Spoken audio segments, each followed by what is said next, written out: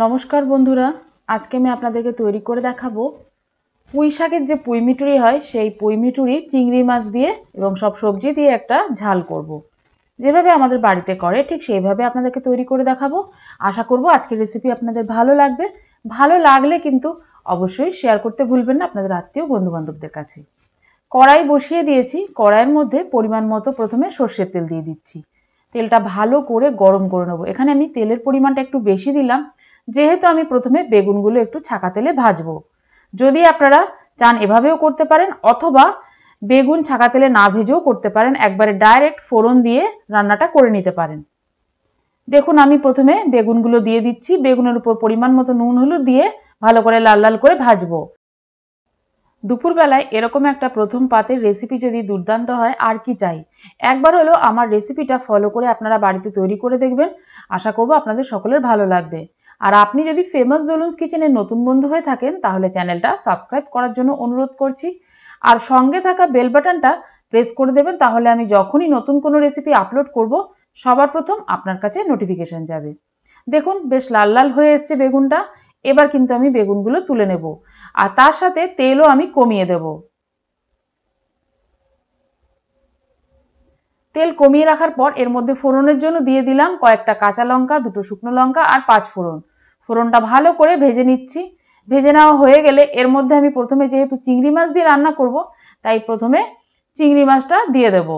একদম ছোট ছোট যে চিংড়ি মাছগুলো হয় সেই চিংড়ি মাছটা ভালো করে ধুয়ে পরিষ্কার করে নিয়েছি। এখন পরিমাণ মতো নুন আর হলুদ দিয়ে ভালো করে বেশ কিছুক্ষণ লো ফ্লেমে নেড়েচেড়ে নেব। আমার চ্যানেলে কিন্তু আরও অনেক রকমের ভাতের প্রথম পাতের জন্য রেসিপি দেওয়া আছে, আপনারা চাইলে কিন্তু দেখে নিতে পারেন। আমি ডেসক্রিপশন বক্সে সেই লিঙ্কগুলো দিয়ে দেব। এবার দেখুন দিয়ে দিলাম কেটে রাখা আলু আর কেটে রাখা পেঁয়াজকলি। এখানে যদি পেঁয়াজকলি না পান তাহলে সেখানে পেঁয়াজকলির পরিবর্তে কুচনো পেঁয়াজও ব্যবহার করতে পারেন।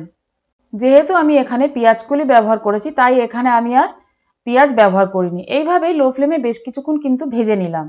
ভেজে নিলে সেন্টটা খুব সুন্দর হয় তাই ভাজলাম। এরপর দেখুন দিয়ে দিচ্ছি এখানে কেটে রাখা সিম, কেটে রাখা মূলো আর দিচ্ছি পুঁই মিটুরি।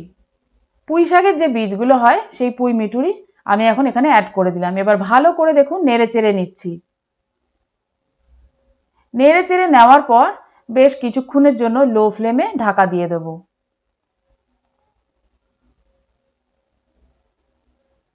ঢাকা খুলে নিয়ে আবারও আমি দেখুন নেড়ে চেড়ে নিচ্ছি ভালো মতো।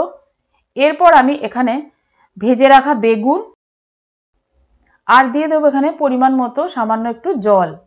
জলটা দিয়ে দেবো এর কারণে যেহেতু এটা শাক নয়, শাকের থেকে অনেকটা জল বেরোয়, কিন্তু এখানে শাক নয় যেহেতু একটু জল দিয়ে দিলে কি সবজিগুলো আরও ভালো মতো সেদ্ধ হয়ে যাবে। তাই জল দেওয়ার পর নেড়ে চেড়ে দিয়ে আবারও ঢাকা দিয়ে দিলাম। আর এখানে চিংড়ি মাছ যেহেতু দিয়েছি তাই আমি এখানে বড়ি দিইনি। আপনারা চাইলে কিন্তু চিংড়ি মাছ দেওয়ার পরেও সামান্য একটু বড়ি ভেজে দিতে পারেন। দেখুন সেদ্ধ হয়ে গেছে আমার সবজিগুলো। সবজি সেদ্ধ হয়ে যাওয়ার কারণে এখন আমি দেখুন এখানে দিয়ে দিচ্ছি সর্ষের পেস্ট। সর্ষে বাটা দিয়ে দেওয়ার পর এখন কিন্তু গ্যাসের ফ্লেম আর লোতে দেব না, এখন হাই ফ্লেমে দিয়ে ভালো করে নেড়ে চেড়ে দেবো বেশ কিছুক্ষণ। তাহলে সর্ষে বাটার যে ঝাঁঝ সেটাও থাকবে আর তার সাথে এখন আমি অ্যাড করে দেব কাঁচা সর্ষের তেল, যেটা দিলে এর টেস্ট আরও দ্বিগুণ হবে। আর দিয়ে দেবো এখন আমি এর মধ্যে একটু স্বাদ মতো নুন। আপনারা আপনাদের স্বাদ অনুযায়ী কিন্তু এখানে নুন দেবেন। আমার এখন কিন্তু রান্না প্রায় হয়েই এসছে তাই এর মধ্যে দিয়ে দেবো স্বাদটা যাতে একটু ব্যালেন্স হয়, মানে নুনটা, তার জন্য দিয়ে দিলাম পরিমাণ মতো চিনি আর দিয়ে দেবো এখানে কুচনো ধনেপাতা। এবার কিন্তু আমার রান্না একদম রেডি। এবার নেড়ে চেড়ে গরম গরম নামিয়ে নেব। তাহলে দেখলেন কত সহজে আর কত তাড়াতাড়ি একটা রেসিপি হয়ে গেল। আশা করব আজকের আমার এই পুঁই মিটুরি রেসিপি আপনাদের ভালো লাগলো। ভালো লাগলে কিন্তু লাইক ও শেয়ার করতে ভুলবেন না আর সঙ্গে থাকা বেল বাটনটা প্রেস করে দেবেন। যখনই আমি নতুন কোনো রেসিপি আপলোড করব সবার প্রথম আপনার কাছে নোটিফিকেশন যাবে। আর তার সাথে সাবস্ক্রাইব করে নেবেন। আজকের মতো এই পর্যন্তই। আবারও একটা নতুন রেসিপি নিয়ে আপনাদের কাছে চলে আসবো। ধন্যবাদ।